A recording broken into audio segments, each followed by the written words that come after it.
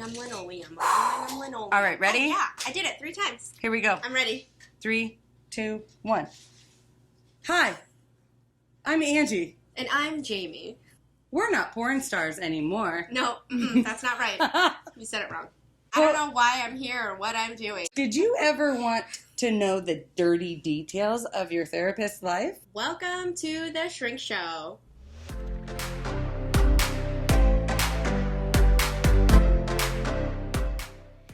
Is the reason we are so fucked up as a society today is because of anxiety? And then how much of anxiety, it's like chicken and the egg, how much anxiety of our anxiety is truly ours and driven by us, and how much of our anxiety is driven by societal's unrealistic expectations being put on us? Like a friend of mine I was on the phone with, and we were talking, and she was saying how she is overwhelmed and can't work right now, and she's home on disability because she's so overly anxious and triggered because she's expected to work 80 hours a week to maintain her job. Like, her employers don't care. They just throw things on her at 5:30 at night and expect it to be done in the morning. And she's like, I have to make dinner and I have to do all these things. And like I know for me, sometimes that battle between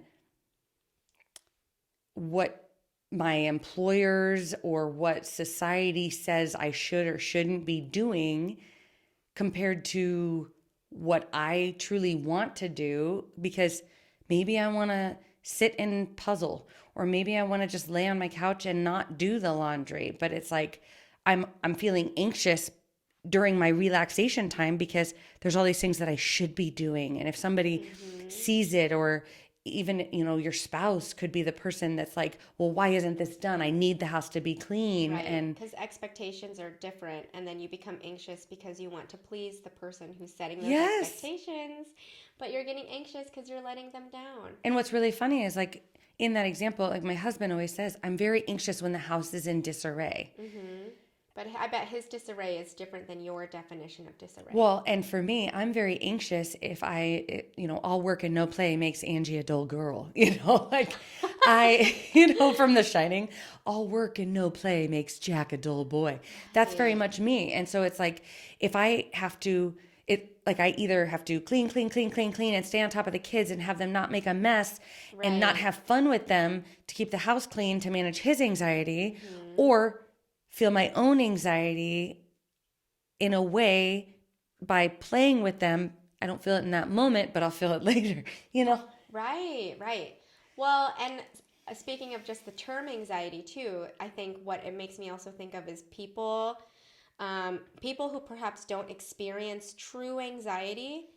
And even sometimes I find myself feeling this way as well, but getting frustrated at almost the overuse of anxiety, of like, oh, it's my anxiety, or oh, I'm so anxious about this.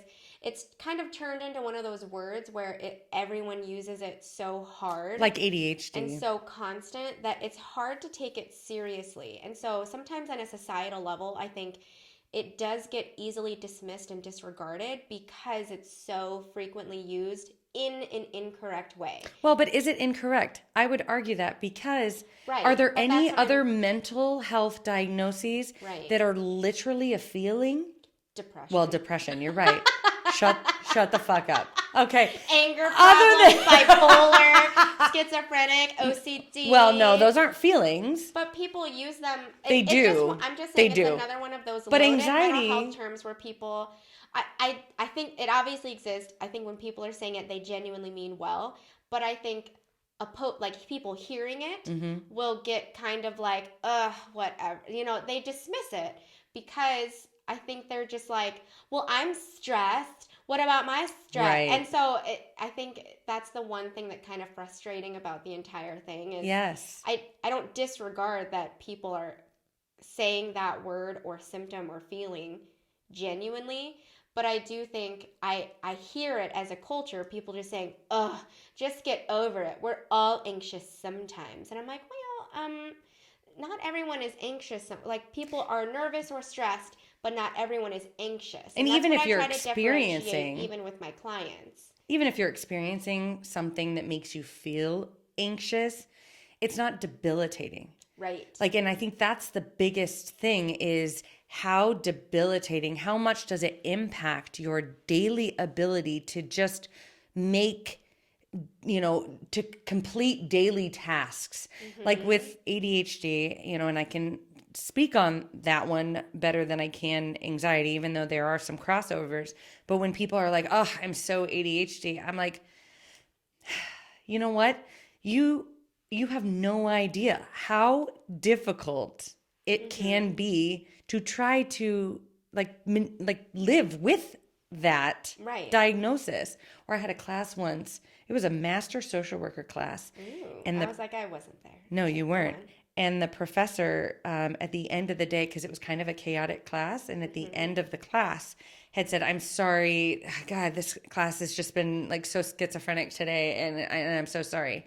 And I waited till everybody left that classroom, and I went and talked to that professor because I said, I am not upset with you. I understand what you were trying to say. I just want to inform you that, as somebody who has a loved one who genuinely deals with schizophrenia, the chaos of this class and her schizophrenia are nowhere near each other. Therefore, that shouldn't be the word that you use to describe this class. Right. And I think that's where there is a disconnect. Our words are powerful, and people need to understand the difference between if you're just making a joke of something, making light of something, comparing it versus what these terms actually mean. So, anxiety. Are you feeling any kind of anxiety right now about what to talk about? Every time we record, I know. it's a little awkward. Doesn't get easier with the mic in front of your face. Well, and that's interesting too, because excited and anxious feel the exact same in our body. And so I love saying that to clients. there's so often where we pin the wrong emotion. We put the wrong emphasis on the wrong syllable. But it's helpful for people to understand, especially if you weren't taught what to do when you're feeling excited, what to do when you're feeling anxious, to understand how are you actually feeling right now. Right. Because that's what I always tell clients. I'm like, the first thing we need to figure out is what is the feeling you're actually feeling. A lot of times people really only know like two feelings when they come to see me. Or they're like, oh, I know feeling. Like, I feel sad. And I'm like, but do you feel sad? Or do you just negate it by saying, well, it's not that sad. Other people have it worse. You could do that with everything. Right. Right. And that people do that all too often. And actually, I was just reading on an Instagram all the different levels, the things that people do when they're feeling anxious. And one of them is like minimizing, dismissing that anxiety and saying, oh, well, but it's not a big deal. Right. Even though you might be feeling like you're about to collapse from the inside out. Well, and when I hear that, it makes me think, as an adult who I work with, adults who say that, they're trying to verbally self-soothe the fact that they're feeling overwhelmed, that the fact that they're feeling not good enough, anxious. They're trying to say it's not that big of a deal, because that's the equivalent of like rocking, like it's not that big of a deal, it's not that big, it's okay. But they're saying it to me like, well, it's not that big of a deal. Like I was hit sometimes growing up, but it wasn't life-threatening. And I'm like, so are you trying to self-soothe the fact that you're feeling anxious and uneasy, unsafe, perhaps? So it's just inviting the dialogue of what are you feeling? What is happening? God, that's interesting, because I think about, my husband's struggle with anxiety and wanting to clean house, right? Well, he's one of 10 boys. His house was constant chaos. Right. Constant mess, constant loud, constant, just a lot. And I noticed, like, when the volume and the chaos and everything escalates in our household, he either, reaches this boiling point, or he has to kind of go disappear because he doesn't. It's too much. It's hard to regulate within him. And, it's possible a lot of that has to do with as a child, he needed that regulation, but maybe didn't have somebody recognize it, that he needed that. I mean, honestly, if you have 10 children, how are you going to notice every little thing? Every little emotion. Especially if your kid's in their room playing, you're like, oh, thank God, Jimmy's quiet over there. I just have to deal with Yeah, the other 9. But that doesn't teach you how to put words to it. It doesn't teach you. Or it doesn't teach you self-regulation, coping, calming, self-soothing, any of those things. Oh my God, how much is this going to go back to? It's all in our childhood. All of it. You fucking love that shit. Met me? God. And it's not always childhood, but it's just experiences. But anxiety, and I think, so it comes out in clients or in, even me and you, our husbands, but it comes out in behaviors because we want to have the illusion of control, have the perception of control. And that perception of control is interlinked with that feeling of perfectionism because it's never quite good enough. The house is never quite clean enough. But if I just clean, and I get pissed off because it's not clean enough, I feel like I'm doing something productive because in the end I'm like, oh, the kitchen is clean finally. But there's still that little itch of anxiety because the whole house is never clean, the laundry's never done. And so it's that same concept of perfectionism. Life is never perfect. So we're always just 99%.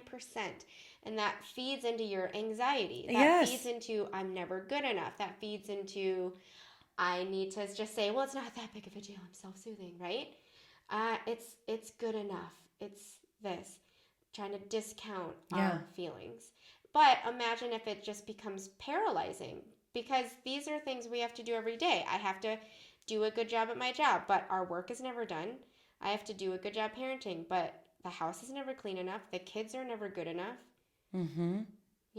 There's always something that's left undone, even if you get all these other things done, which fuels into that anxiety. And again, that makes sense why for that friend of yours you said who called, what it could add up to being just debilitating. Right. Well, and she was talking, her own experience. She was talking about struggling with trichotillomania, which I can talk about. I was going to say, can you describe, you're more familiar with the diagnoses?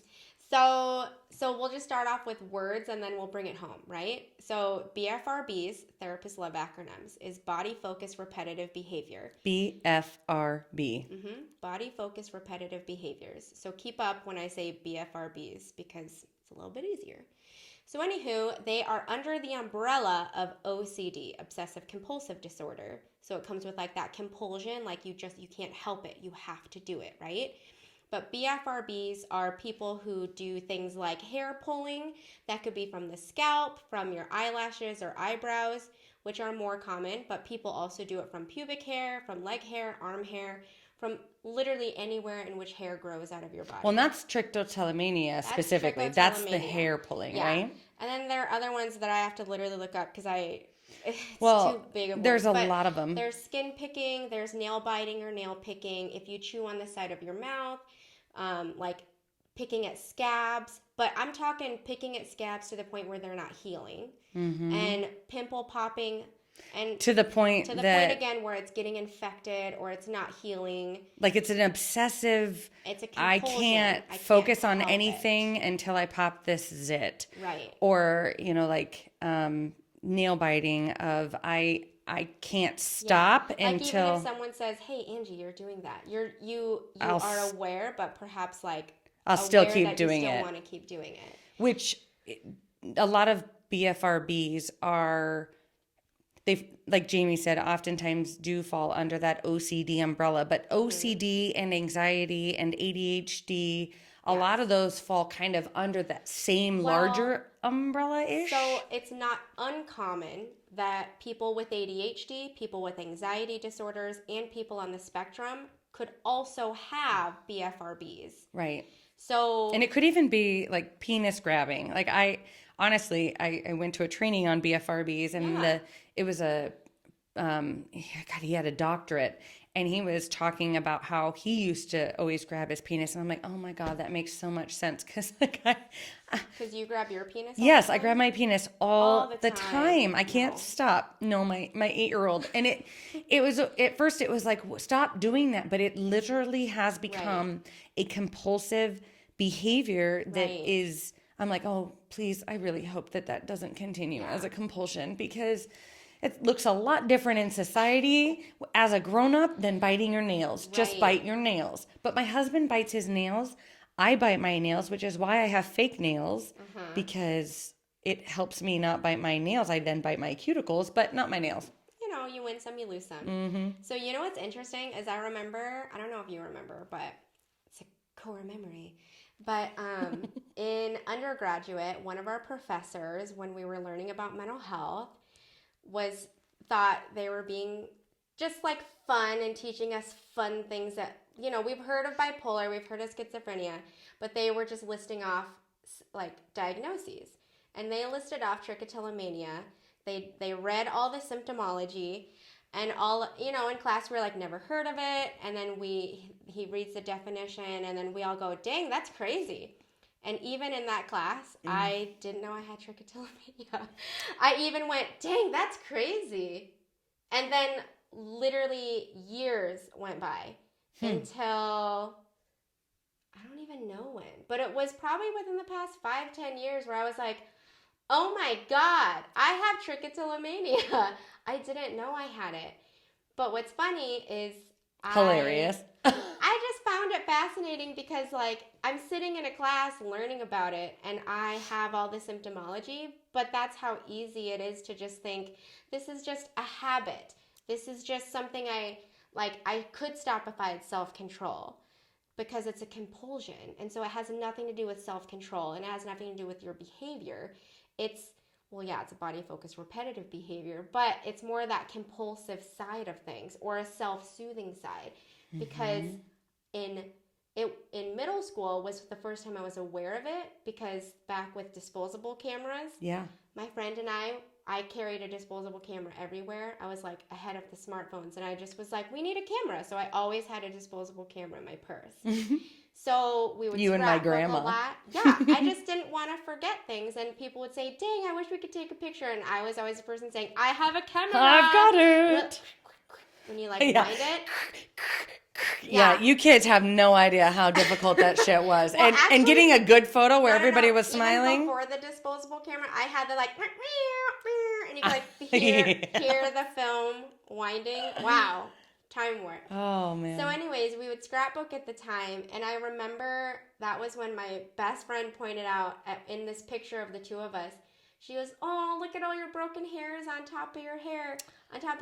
And in the picture I went, oh, I didn't know people could see it. Like, I didn't realize people noticed those. Right. And it wasn't until that moment when I learned how to, I would style it differently so you couldn't see my broken hairs. But I would break my hairs. I would just break my hairs all on the top of my head, but then I knew she could see it.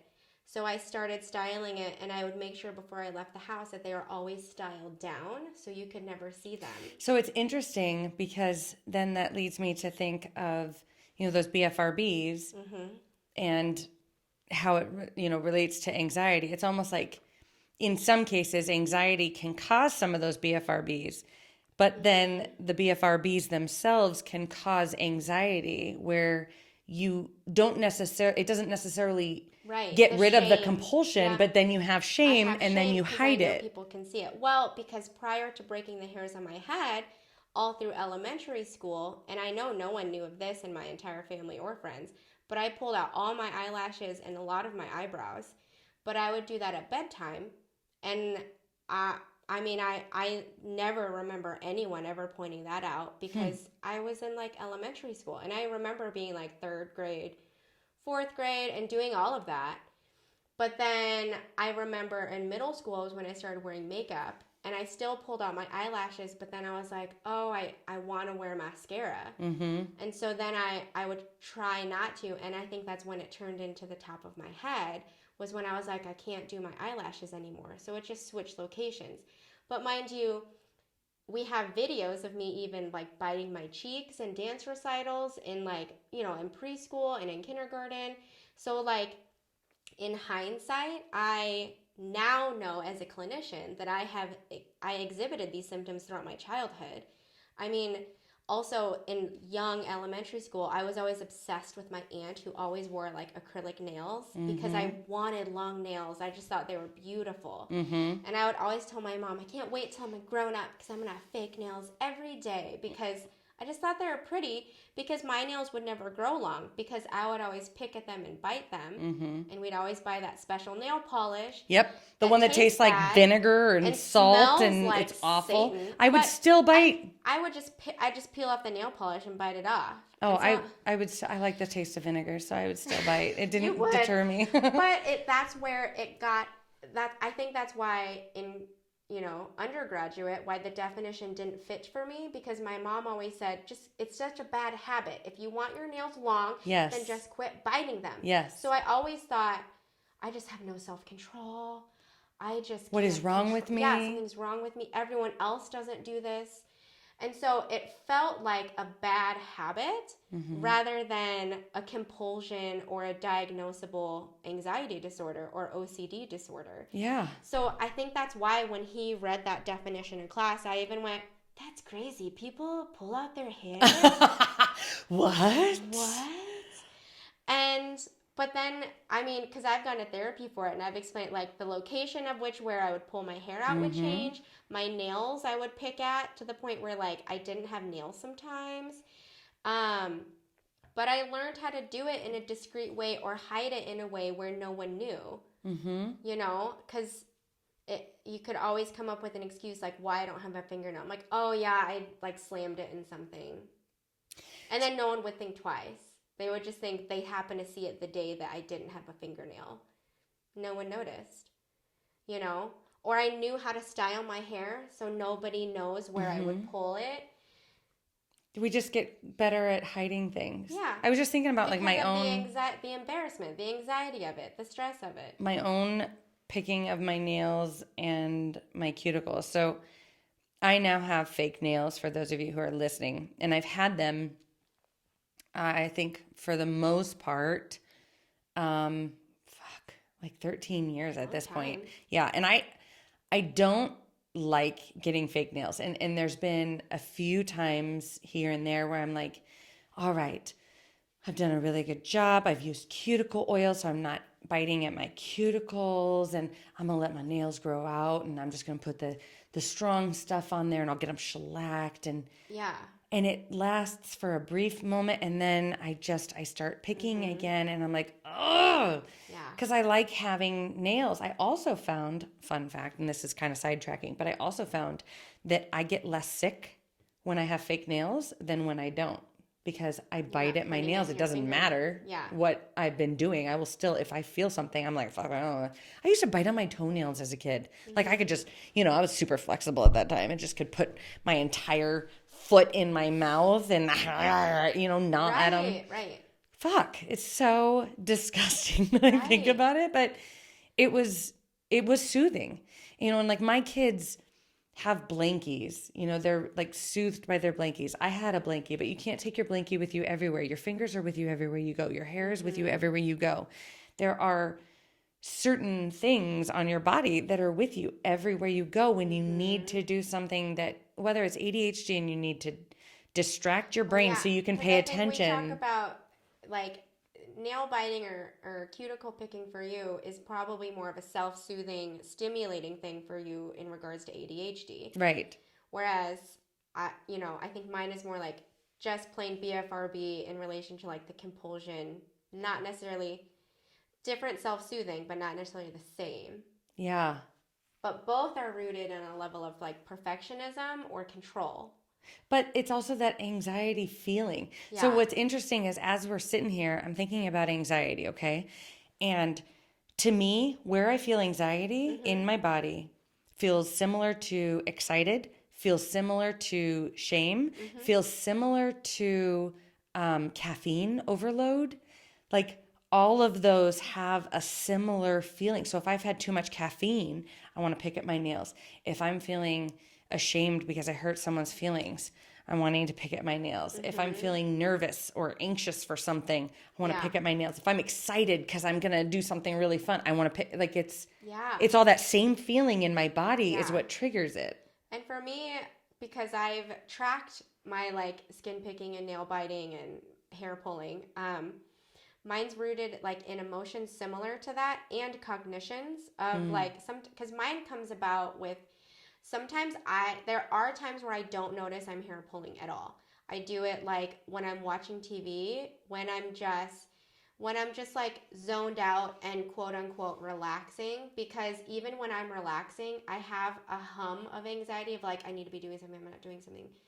Like the anxious like I can't fully relax because my body still thinks I probably could be cleaning, I probably could be doing this. And so, you know, when you start thinking those thoughts, but it's so subtle because I'm also enjoying the show that I'm watching or the book that I'm reading, whatever it is. And so, it's subconscious almost. And so there are times where, because when I would track it, I'm like, I realized I was hair pulling because then I look down and I'm like, there's some hair on the floor because I just threw it on the floor. And so like, but then even when I notice, I'll think, then the shame kicks in, the shame spiral, and I'll say, oh, I should really stop. And then at that point, I'm like, but it turns into almost like this self-soothing, compulsive, like, but, because for like hair pulling or for skin picking even, it's kind of like you find a texture, you find a hair, or you're looking for that, and you either break it or you pull it, and you want it to be a certain feeling or a certain type of hair. And it's almost like the high that you can't achieve because it never is quite right. And so you get it and then you feel like, oh, good, I split the split end exactly the way I wanted to, or like I pulled the one that I wanted. But then you're like, okay, I'm going to try to do that one more time. So then it's like you're chasing the high. Yeah. And so when it becomes, then you're cognizant, you're aware of what you're doing. I'm no longer zoned out. And so sometimes we've also known that like I've worked through that I do it as a self-soothing technique too. Like when I'm really behind on things and I'm stressed out, I will unfortunately not work on what I should. So like notes at work and I'm behind on notes and I'm like, oh God, I have a really long list of notes to do. I will end up pulling my hair out and I won't get my notes done. And then I'll be like, oh my gosh, I'm not good enough. Those are my negative cognitions. Like, I'm not good enough. I'm failing at this. I didn't do that right. Like, great. Now I need a vacuum. As you're talking, like I'm thinking about so many things that aren't defined as BFRBs, but fit within that same realm. You know, like overeating. So I'm bored, I'm watching TV, like I will eat because it makes me feel good. It releases serotonin. It gives me that feel good feeling. It's that same, I always describe to clients, it's overeating, binge eating, whatever you're doing, it's a light level of dissociation or a light level of trance. So you're aware because you're awake, but you're zoned out because you're ignoring your fullness cues. And that feeling I 100% resonate with as a hair puller because I know what I'm doing, but I'm zoned out enough to not care until I really look at the damage I've done, and then I'm just like, oh my God, I can't. Great, now I can't wear my hair in a ponytail. Well, and that's the same thing for the next 3 weeks with the until overeating. it grows back out. And same thing with overeating. Because then, oh my God, I overate, and now I feel depressed and shameful. And then what do I want to do? I want to eat more. I'm not good enough. I can't control myself. This is such a bad habit. Nobody else deals with this. Same. Like, why can't you just get it together? Yes. And I think, at least the way, because as listeners have perhaps caught on, if this isn't your first episode, I love to live life on a spectrum of like, you have to have the good and the bad, the happy and the sad, you know, the anxiety and the nervousness. It's the same thing on the same spectrum, but it's how you look at it. It is. And if I can just look at my hair pulling as this is something that I've done, but try to take away the like good and bad value or like the judgment and the shame spiral that comes with it. and just say, okay, I understand that I've done this right now.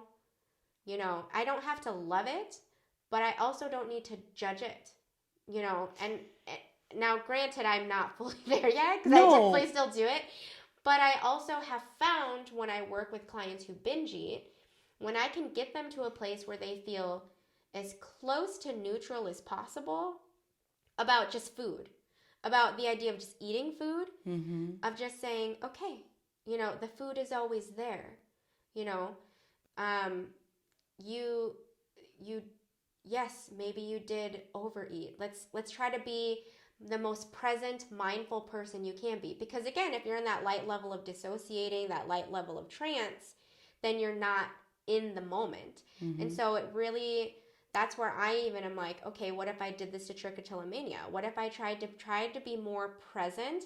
Because I also, my hair pulling increases with my stress level.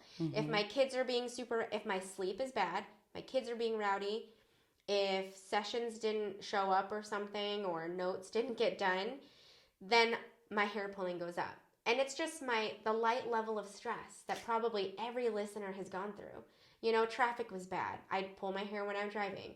If I'm running late to something, which is every day and all day. But I do it to self-soothe. I do it to be like, okay, let's just calm down. But I've noticed I need to just be present. Be like, yeah, I am late. And I'm still going to get there okay. It's okay. Like I have to practice being present in the moment and not zone out and dissociate, because that's when I try to self-soothe, because I'm like, well, I'm not good enough. Here I am. I'm late again. Here I am. I yelled at my kids again. I'm tired because I didn't go to bed early enough last night. I'm going down that shame and guilt spiral. And because I'm not perfect, even though I cognitively know it's unattainable, I emotionally strive for that. And here I am just beating myself up. Therefore promoting this hair pulling, skin picking, all of it. So I have two thoughts. One, I love that you said neutrality with it, because I think about examples in history and examples in my own life. So looking at the LGBTQ population, right? So you look at 50 years ago, it was a mental health diagnosis. Oh, yeah. And how much, shame went with that, even 20 years ago, right? And even still today, how much shame is still felt with that, even though society is moving on that spectrum to more inclusivity, which is great. They're not where they should be, but there was shame with that because it was deemed bad. Right. I was a teenage girl who went to a church who deemed masturbation as bad. Well, I masturbated, God forbid, right? And now as an adult, I'm like, fuck yeah, everybody should masturbate. Might calm a few tits out there, right? Might be a good self-soothing. Like, Karen, you seem upset. Let's masturbate. Not together, independently. You do it. You do you. You do you. Get it? That should be in the coaster. What? That should be a coaster. I should. You do you. Mug. Debbie does herself instead of Dallas. I don't know. Right? What is that? Wasn't that a porno called Debbie Does Dallas? I don't know. It sounds vaguely familiar in my brain. The same pornos. Anyway, I felt so much shame. I remember feeling this guilt and shame and going up to, repent, right? At this evangelical church, because God forbid I masturbate. And I'm like, I'm an awful person because it feels good, right? You're doing it right. It wasn't until Cher came out in this big, bold way when she was like, masturbation is great. I was like, yes, it is great. Right. I like it. But it was because in the environment that I had found myself in, it was bad. It was negative. Right. It was something I should feel ashamed for, rather than something that was embraced and seen as beautiful and something that felt good and is okay within reason. Obviously, not doing it outside of somebody's window, not a good idea. Right. Or in public, inappropriate. Yeah. I mean, we live in a society with rules, so just everyone keep that in mind. Right. But I like that you said the neutrality, because I think that is huge. It's so often what we put value-wise because of what society has trained us to think or not think. Right. The second thing you said was getting out of that moment, that disassociation, by being present. So I watched this amazing video. This doctor was talking about anxiety and how debilitating it can be. And she was saying the number one cure for anxiety is moment to moment. But she's saying when you realize you're feeling anxious, because we all feel some level. Now, is it debilitating to the point of like social anxiety and I can't go out of my house and it's a phobia now? Right. You know, not for majority of us. Maybe it's nervousness, maybe it's stress, whatever vocabulary, words are relative here. Yes. But she said being present is exactly it. And so her advice, which I loved, was, What is it? I loved it. She's like, okay, when you notice you're doing something or feeling a certain type of way, or like disassociating, cleaning, whatever it is, or whatever the behavior is like that is cleaning, hair pulling, not desirable, undesirable behavior, or feeling, you recognize it. Okay. It has a purpose. You recognize it and you stop whatever it is you're doing and you look around the room. And you can do this in a variety of ways. You can look at 5 different things in the room you are in that you are grateful for. Or you can even think about like different colors or different sounds. You could do what do you hear? What do you see? Yeah, all of your senses. I like 5 senses. Right. Sometimes it's too hard to be like, what am I grateful for? I'm grateful for electricity. I'm grateful for... I am hard pressed to tell you what I'm grateful for, but I could tell you my 5 senses. Right. So what do you hear? Yeah. What do you smell? What do you taste? What do you feel? What am I sitting on? What do you, oh my God, smell? See? What do you see? And taste. I said all those. See was the one I was missing. I wasn't listening, obviously. You were not being present. I was Damn it, Jamie. Or even, I mean, you could even do 6. Like, what do you sense? What do you sense within your body, right? You can feel that anxiety, but what do your feet feel? What does the top of your head feel? What do your hands feel? So there's so many things, but what those do is they trigger you out of anxiety, which tends to be living in the past and in the future. Anxiety is never living in the present moment. You cannot be anxious in your present moment. Right.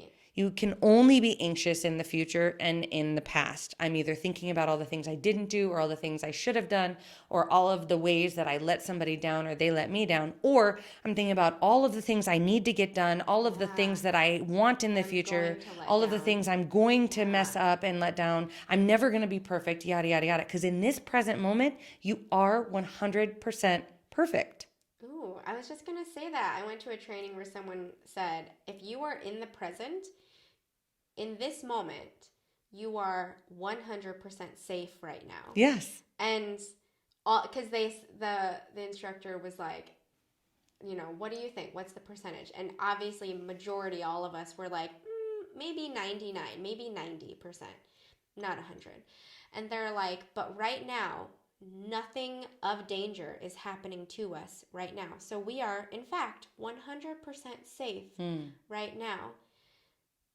Because if you think it is 99%, you are not in the present. You are the what if a dangerous person walks in. What if a tornado happens? What if a tornado happens? What if, you know, a shooter happens? We were on campus, and it was right after a campus shooting. And so somebody had said that. They're like, actually, you know, just yesterday this happened, and we're on campus. This is actually dangerous. Because they were arguing with the instructor. Rightfully so, because I thought that too. But if that is your present moment, then you are not safe. Right. And the instructor said, but presently there is no active shooter in our room. We are currently 100% safe. And that was, again, their way of really reinforcing this is being in the present. And so I say that to myself too sometimes, because that's how I try to practice being as neutral as possible or noticing that anxious feeling. Because for me, I feel it like right in my diaphragm. It's just, and it's like, It's honestly like a flutter. It like, is. It's like butterflies in your stomach, but Yep. even lighter than that. Yes. Like a feather. It is. And to me, in my body. And so when I notice that happens, like I said earlier, it happens with boredom, it happens with anxiety, it happens with feeling not good enough. It comes with the cognitions of I messed up, I'm angry.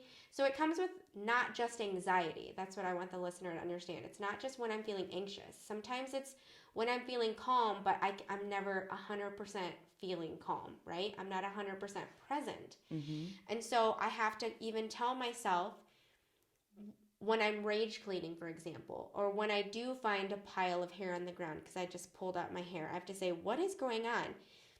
Sometimes it's because I'm really tired right now and I'm being kind of crabby just to humans around me. Or I feel stressed out because my house is not as clean as I want it to be. But then I even go further and say, well, why is the cleanliness of my house stressing me out? Well, because I feel not good enough, because I'm not being a good mom. I'm not doing this correctly. Or I just yelled at my kids for, not having the house clean, and now I feel guilty because that's a stupid thing to freak out on your kids about. And I'm comparing myself to all of these people on Instagram and TikTok and social media and TV, thinking that those are the real life. Yeah. And so it turns into, I have to self-reflect on what do I feel like why do I not feel 100% safe right now? Why do I not feel 100% calm? And it's because of, again, for me, it's kind of day-to-day stressors or things that aren't going perfectly right. And then I have to realize, okay, so let's just be in the moment. What do I need to do to self-soothe my expectation of how clean it is? What do I need to do to self-soothe, like, how tired I am? Maybe I do need to just be like, I'm turning on the TV, and I'm setting my alarm and I'm taking like a 5-minute nap. Mm-hmm. Maybe I need to go outside because I don't want to be inside anymore, because usually that's a lot of it too. It's like, maybe I need a change of scenery. Maybe I'm hungry and I skipped lunch because I was stress rage cleaning and I didn't eat a meal, and so sometimes I have to ask myself, why am I not being present right now? What need did I not get met? But a lot of that is looking inward. And I think that's one of the things that I notice so often as a trend in our society is we're so afraid of looking inward because that means I failed. That means that I did something wrong, I'm responsible. I'm responsible, rather than quickly blaming, well, my kids are to blame because they made the mess. My husband isn't my helping. Husband, the shooters, the society, and there are things that society holds and can improve on. There are things that your husband or wife can improve on. There are things that your kids obviously can improve on. Everything. But at the end of the day, these things are all what you can control and what you can't. And you literally cannot control anything except for yourself. Yeah. And I think about that's why, because I always feel out of control when it's that flutter of stress, boredom, blah, blah, blah. And I have to bring it back to me. And I have to practice that too. That's why I have to practice, how am I responsible for this? For this fatigue, for this stress, for this worry, for this hunger. Because my kids aren't responsible for me not going to bed and scrolling through the internet. Right.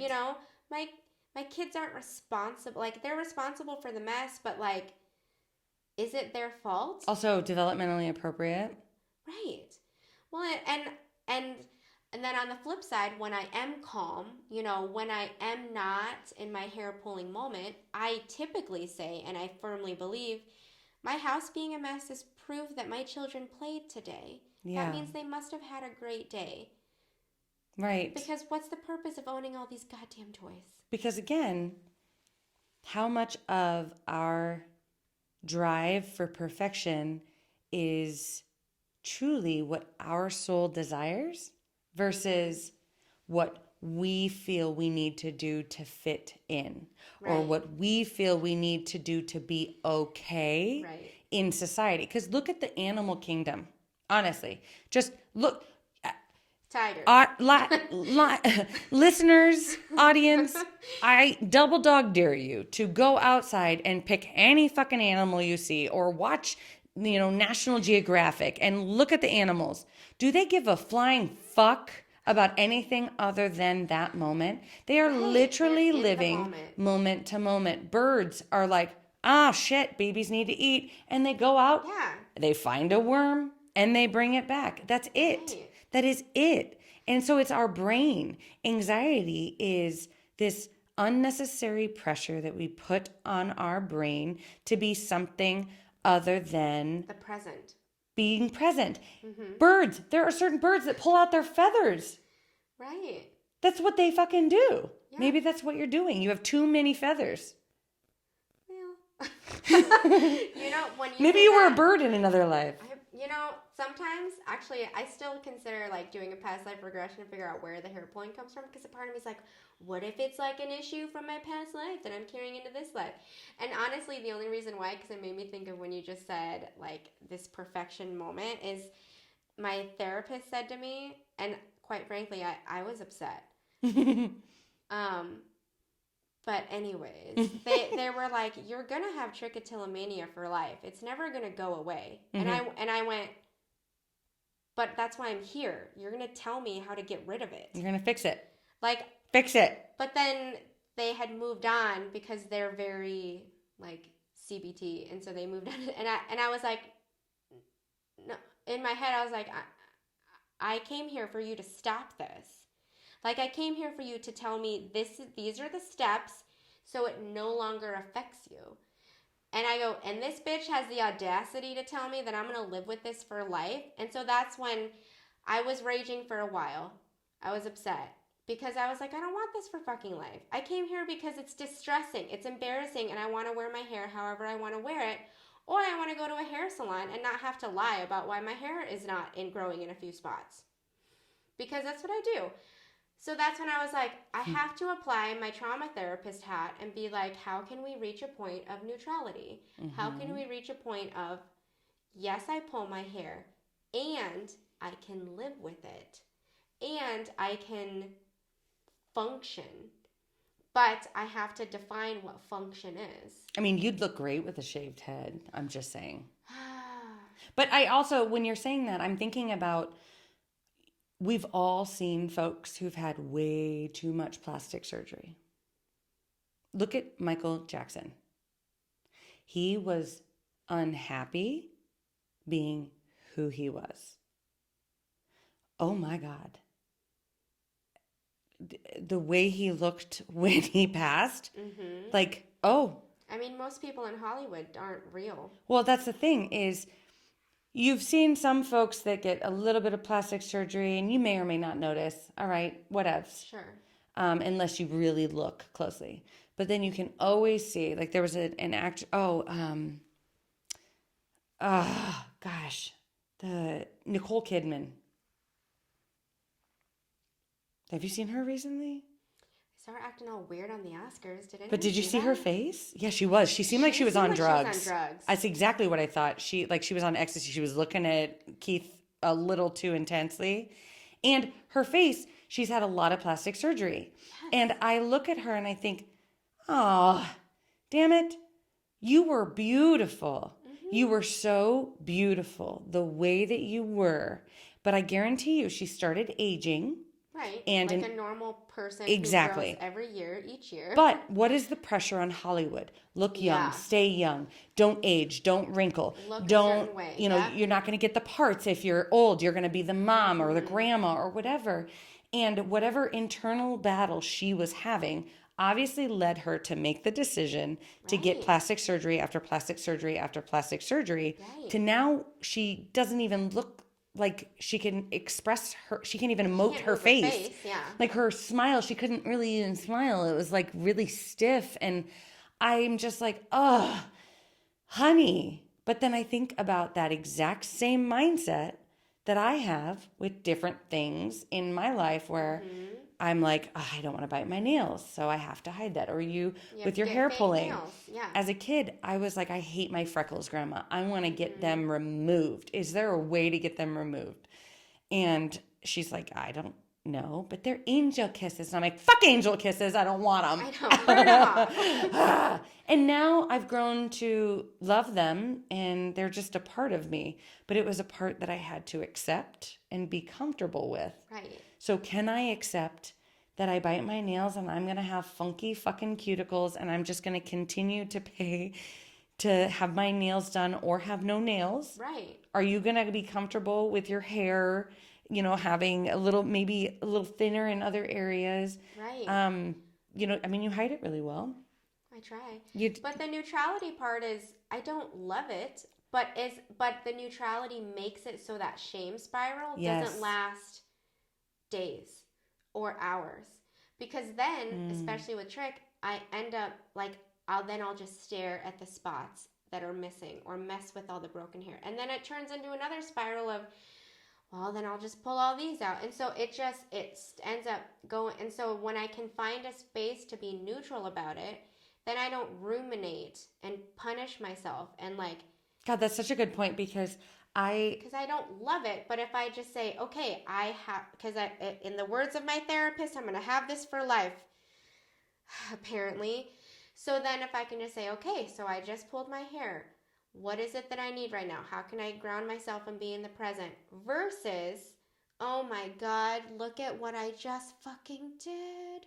And then you look in the mirror like, oh God, now I can't go swimming with my hair like this. So now I'm going to have to come up with an excuse to put my hair this way, or come up with an excuse to do this, or wear a hat so then this isn't as obvious.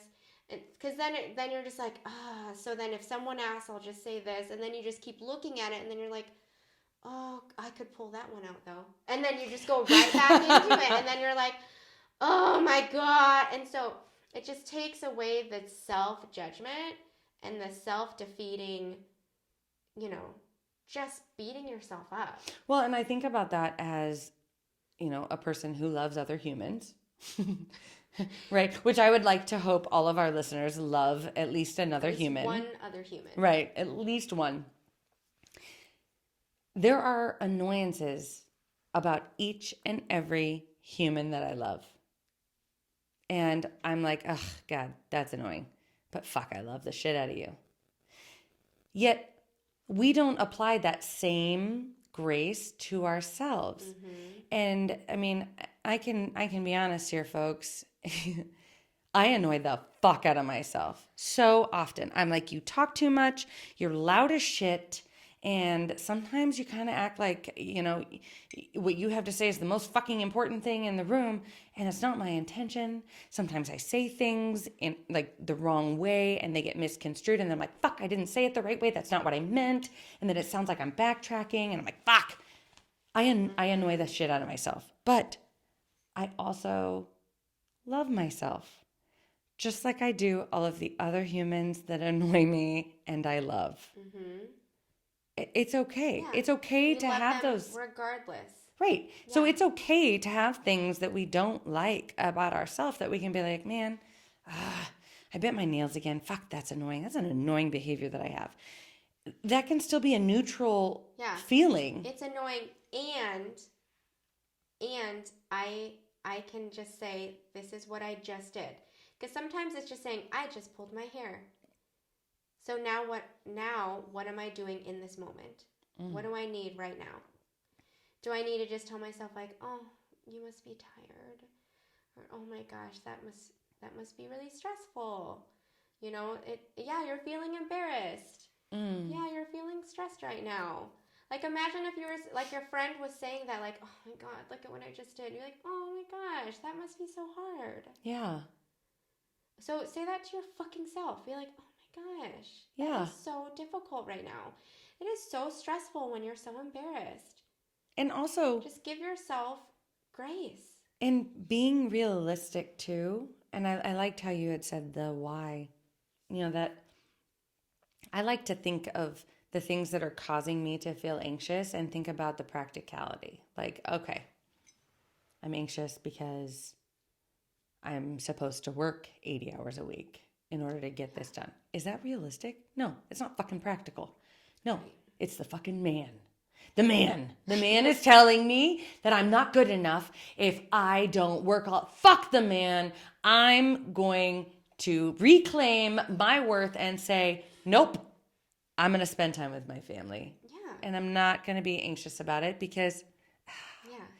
the man doesn't get to dictate, Yeah. which, by the way, the man in this story is the systems with which we work in. The 9 to 5, Monday through Friday system of don't be late. It's not even 9 to 5. What is it? 8 to fucking 5, 8 8 to now? 9. It's like, Yeah. like 8 to fucking 8, you know? Yeah. And it's not just, going so totally opposite, but it's just saying, gosh, this sucks. And what is it that I need right now? Because it's not like I tell myself these self-soothing things and feel 100% calmer. No. I still am like, because then I try to be like, okay, so because I've done this like with that dietitian that we had on, Michelle Yates, and like learning about binge eating and learning about overeating or undereating. I with that had to reach a point of I am full. So if I take this next bite, am I willing to go to a little bit too full? And because then I'm in I'm like, this food, does it taste good right now? And so I had to take that same mentality and be like, if I'm in the moment, like, and I'll be like holding the hair I want to pull, like it's the right texture, it's the right length. I could probably break it a few more times. Hair pullers also like can rub it on their lip or do things like that, which I totally do. And so I'm like, oh man, but I could totally just fidget with it and just like, it's the right thing. But then I consciously am like, okay, so I could do that. Is that, like, am I willing to have one more hair pulled from this spot that I've been working really hard and growing out? And I just try to be as present as I can. And it's still like a tension of like, I know I'm only doing this because I'm trying to avoid my notes. So should I do what will feel better? Doing my notes, doing something like running outside with the kids or pulling this hair. And even then, it's still like a 99% like, but that 1% would feel so fucking good. And you know what? There might be that time where you're like, yep. Yeah. I'm going to do it. There are definitely times where I'm like, yep, worth it. I am going to take that extra bite. I'm like, worth it. But it's the same thing with intuitive eating. But it's so much less guilt when you say, I know what I'm doing. I'm consciously making this choice. Overeating by a bite. Right. Versus I am consciously pulling out, this will be my last hair in this current session. But it's going to feel so good. But here we are. And again, I don't love it, but I also am trying to bring the awareness back to the present with a little less judgment. I don't love it. I don't think highly of that decision, but I am just like, I can live with this. And honestly, decision. Isn't that what it means to be human? I don't know. I think it is because I just struggle with that perfectionist mindset. I know, but there's everything in nature is perfect yet not, I mean, it does what it does. Everything just is what it is. Why can't we just be what we are? Yes. Like just be, and I even challenge all of our listeners, try it for 10 minutes or an hour or, if you try it for a day. I'm about to tell them. Just be. Everything you do in a day, like just right. Well, and for listeners, be neutral. Because, and this is what I tell the clients, I say, just try it for like 1 minute, just to practice, like laying in bed and just being neutral, like pausing your TV show during the commercial, just so it's silent for a second and just be neutral. Because a lot of times it's practice, quote unquote, because we don't typically live in the now. Our mindset, we like time in this culture, in this society. We live by appointments. We live by I'm running late. We live by, I need to go to bed in this many minutes because I have to wake up in this many minutes because I have this many more minutes. I hate all of that. Time runs us. So that's why I'm like, if that is too difficult, because a day is a lot, I'm like, start off with a minute. Just it might be. But what I mean more of is recognizing thoughts. The challenge would be to recognize your thoughts without the feelings attached. Without the judgment. The judgment, yeah. So maybe even writing down those thoughts. Yeah. Like writing down for an entire day all of the judgmental thoughts that you have, or positive thoughts. Like maybe it's like, fuck yeah, girl, that shit looks good on you. Buy that dress. Yeah, I rocked that meeting today. Right. And I can guarantee you, I would venture to say majority of people would have way more things written on the judgmental side than they do the positive, I'm fucking rockin' life, I'm amazing side, which makes my heart sad because it should be the opposite. Well, and maybe if listeners just send us your list, send us a few things that you thought or said about yourselves. Let us know if you have a BFRB or ADHD and that's how you self-soothe, or you're on the spectrum and that's how you self-soothe. You have anxiety.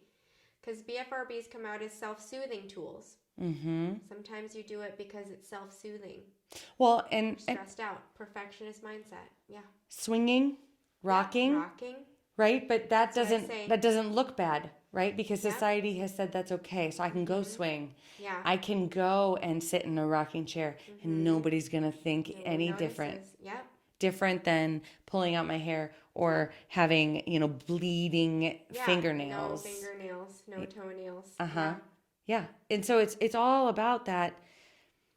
Is it okay? Is it not okay? Who gets to decide? Ultimately, if we as individuals start deciding on our own what is okay, we then empower somebody else to decide that it's also okay for them. Who the fuck cares? Just do you. Do you like Debbie does Dallas? Ooh. Put that on a mug and drink it. All right, mugs. Mine says, I zigged when I should have zagged. And I'm going to go ahead and say that is an anxious mentality. They're living in the past. If they wanted to zig, then they should fucking zig, and then they did it right. If they want to zag, let them zag. There is no judgment here. You zig, you zag, you do you. Or you could say, yes, I did zig, and I zagged. I could have zagged, and both are okay. Both are equally neutral. Yeah, it's okay if I chose one and I wanted to choose the other. I love your neutral voice. Yeah. You always go to this. It's fine. Because it doesn't have to be like, you zagged. Or, oh, I should have zagged. No, I love this. Does anyone else do that? I like it. I'm here for it. Maybe my hypnosis. Mine is love ya, mean it. So I think this is an internal dialogue that we should all start saying to each other, which is, I will practice this, listener, and you should too. I dare you to just start saying, I love ya, mean it, to every mirror you see, to practice that self-talk, that place of, if you can't be neutral towards yourself, maybe love yourself. Sometimes loving yourself is hard, and neutral is good too. Especially when you do something that is an undesirable behavior for yourself. Yeah. Like biting your nails. Ugh, Angee, don't bite your nails. I love you so much. We can do something else. Oh, Jaime, don't pull your hair. I love you so much. Yeah, we can be doing present. A good job, and you pull your hair. It's okay. I love you. You can live with that. I love you. Oh, your best is always good enough. That's what I tell my kids all the time. Your best is always Can you imagine a world?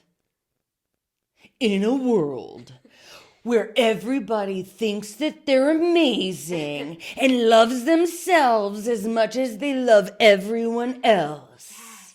I make my kids say affirmations in the mirror, and so Maddox has reached a point where he goes, Mom, you are awesome.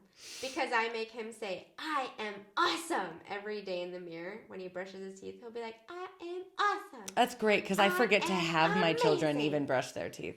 Because ADHD mom is usually like, fuck, grab your shoes, we gotta go. Put them on in the car. We don't have time, leave them. It's okay, leave the baby. We're driving. Yeah, we're like, I am awesome.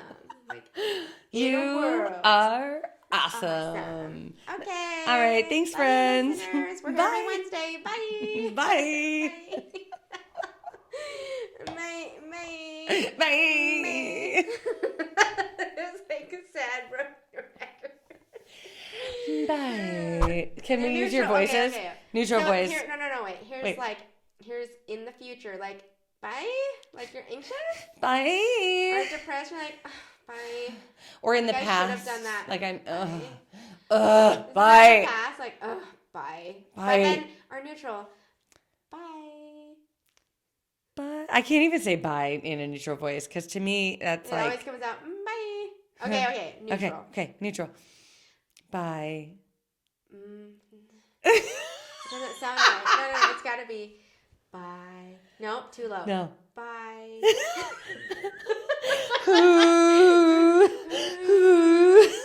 I'm down here.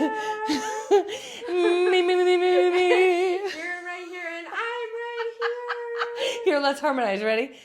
Bye. Wait, this is what me and my kids do when they're deliriously tired because they Like die. we are right now? No, make a noise. Just do say bye in a tone. Bye. You matched it. And then we always match, and then Maddox thinks it's the funniest thing he's ever heard. And so he just dies, and then he'll switch it. So he'll be like, say bye again. Bye. That was the same. And then we always, I'll match him, and he thinks it's the funniest thing he's ever heard in his life. He dies. You then switch your tone. Do it. Bye. That's so fun. But he'll be this close to my face, and we'll be like, oh my gosh. You know we what, do that though? all the time. That's a really great way to live in the present moment. It's so fun. We do Music. Yeah. Music is a great way, and it gets it out of your dancing. body. No wonder music and dance and the arts are 'Cause so it's all through healing. the diaphragm, which is where my anxiety is in. Yes. So that same place helps us express ourselves. It also helps us live in the now. Because if I'm And it singing a vibrates song, it gets it out of your body. I have to be cognizant of each tone and tune. I have to listen. Yeah. And dancing, I have to feel. Yeah. And art, I have to see. Yeah. Oh, the Ooh, that's arts. interesting. Anxiety. Maybe one of the things is turning on music and dancing it out. And looking at art instead of TikTok and Instagram. Because we just said where we feel our emotions, and it's like, get it the fuck out. Because animals are the only humans that don't vibrate. The only humans? During shit. Humans are the only animals. Humans are the only animals They don't vibrate when they're scared. After just a big emotion. So after a hunt, after escaping prey, after a very stressful life event, every animal in the animal kingdom vibrates on some level. They have, proof, obviously. To get it out. But think about in our society and culture, you don't want to show that you're afraid. We stiffen up. We tighten up. We don't want to show that we're sad. We don't want to rock, so it's obvious that we're self-soothing. We're like, I'm tough. That's fine. I'm fine. We get tough and we muscle it out. But that's where clients who are, severe anxiety, they're like, I don't know why my leg is shaking. I'm sorry. I just can't help it. And I'm like, get it out. If you need to stand up and pace around, because it's your body's way of getting the emotion out of your body. That's why exercise is so beneficial for people, I mean, I have stood in front of a room and yeah, when you can see the paper shaking. After women who have given birth. Oh yes. If you ever have the shakes afterwards, think about that. Your body, because women are like, I don't know why this is happening, but doctors are like, oh, that's normal. Think about it. Your body just went through something pretty significant, and it is trying to just get the rest of it out of your body.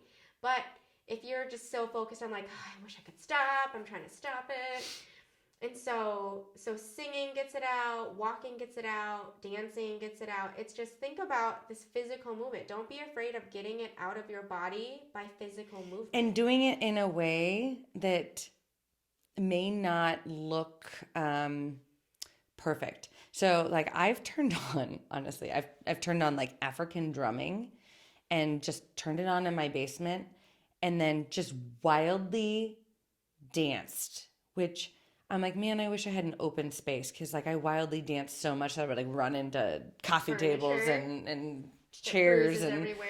I'm like, oh man. But just wildly danced. And then when my kids would join in, they think it's hilarious. For me, I'm like, I just hope I don't knock you out. And then CPS is called. Mama's going. Yeah. But it does. It's so healing and soothing because I'm releasing so much, and I'm also. What crying does. It is. Have you ever been so angry that your hands are shaking? Yes. Think about like if these are just ways for us and listeners to acknowledge our bodies want to move when we're feeling a big emotion. Let it. That means you're an animal, right? That means you're human, right? Yeah. It's fine. So that's why we judge so many things that we do. Unnecessarily. Society just gave us these stupid rules. Stupid rules. Fuck those rules. Yeah. Fuck those rules. You know what? If everybody just lived exactly how they wanted, well, okay. Within reason. Okay. Within So reason. we need some rules. We take it back. We take it back. We take it back. I'm sorry. I do Some like of those some rules. Of the rules. I don't like all of them. Not all of them. But I don't. Any of the rules that are oppressive in the way that I just. Like, just be you. All of our rules are correct, okay? Yeah, as long as you follow my rules and Jamie's rules. That's it. That's the answer. Yeah, you're welcome, society. Okay, now for real. Bye.